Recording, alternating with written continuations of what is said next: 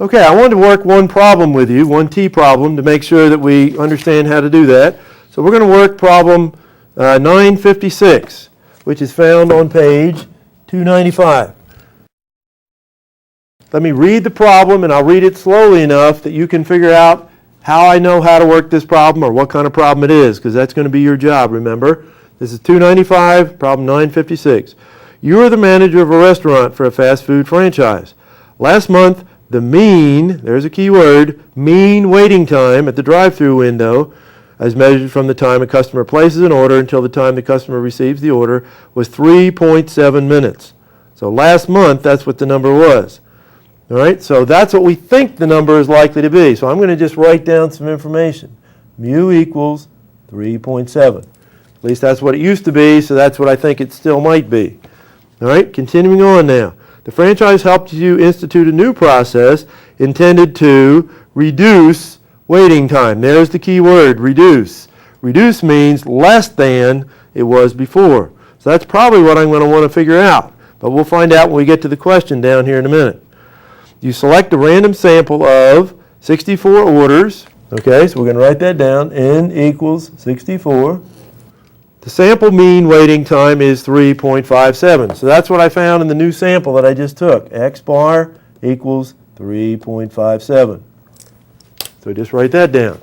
Continuing on, with a sample standard deviation of 0.8 minutes. The key word there is sample. Okay, S then equals 0.8. Now let me go back to that because that's important. Okay, when you read it, it says the sample mean with a sample standard deviation. That standard deviation came from the sample. That's why it has to be S. Somebody didn't tell me what that was, which would be sigma, so it is S. Therefore, we've got to use T to solve the problem. At the 0.05 level of significance, so I'm going to write that down, alpha equals 0.05.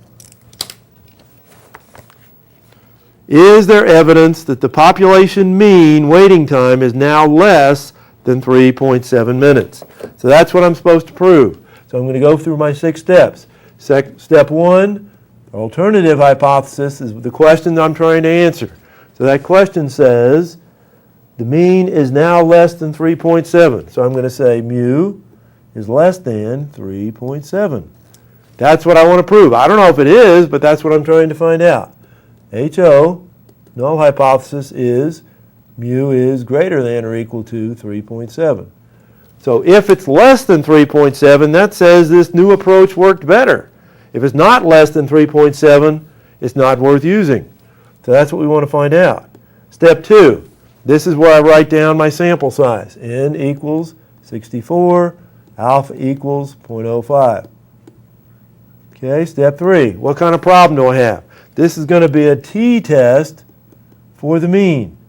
The reason it's a t-test, remember, is because sigma is unknown. All we know is S. We don't know the population value because the value we've got for the standard deviation came from the sample. The other elements of what we know here would be we have interval or ratio data. That's based on the fact that we know we're talking about means and standard deviations. We have a normal distribution, which we will for most problems that we work this semester. Population is assumed normally distributed. We have a random sample, because otherwise we can't tell you anything about the population if we don't have a random sample. Okay? We're talking about the mean. That's the other thing. The question has to do with the mean. So now we're done with step 3. We're ready for step 4. Critical value. Critical value equals, this is going to be a critical value of t because it is a t problem. So I'd say critical value of t. Alpha level is 0.05, one-tailed, so I still use 0.05.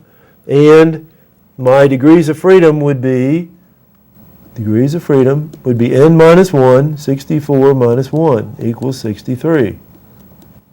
So now I can go to my t table and look up that value. I don't need to divide by 2 because it's the one-tail lower test. So I look up that value, 0.05, that's the area in the middle of the table, but I've got to be in the row that corresponds to 63 degrees of freedom.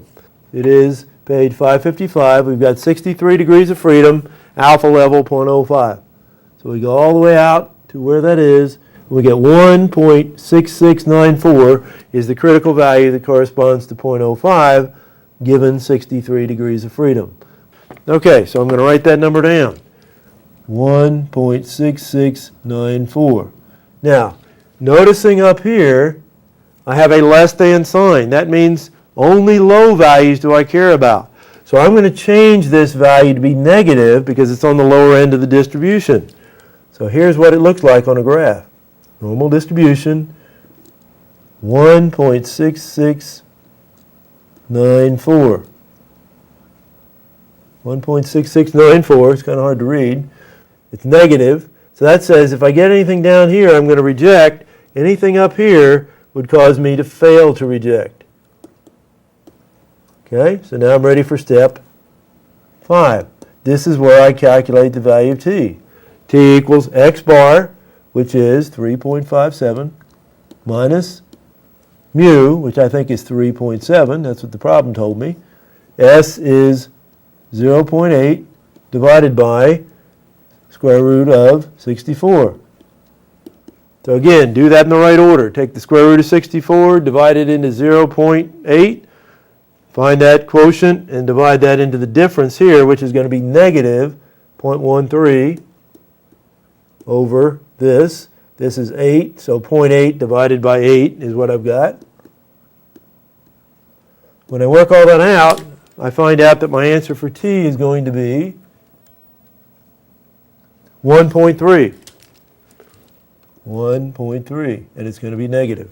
So I put it on my diagram. Minus 1.3 is up here. It's not as far down as 1.6694 negative, so therefore in step 6, I'm going to write it all out for you here. Okay, I'm going to fail to reject again. There's not enough evidence for me to reject the null, so therefore I think mu is greater than or equal to 3.7. And I have 0% confidence because I failed to reject the null. Am I going to be willing to change policy? Am I willing to use this new approach because it's better? No, there's not enough evidence to show that it is better.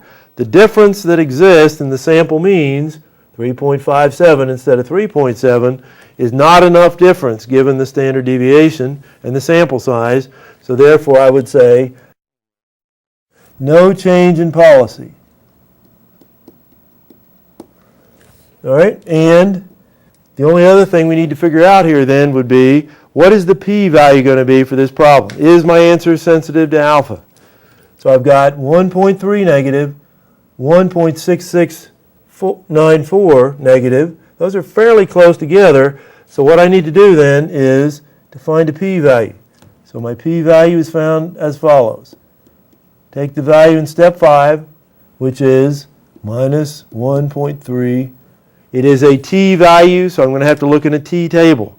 And what I'm going to need to do is use the appropriate number of degrees of freedom. So the number of degrees of freedom that I would have here is 64 minus 1, 63 degrees of freedom. And I'm going to try to find the value 1.3 in my table. So let's show you how to do that. I go to the t table, because it's a t problem.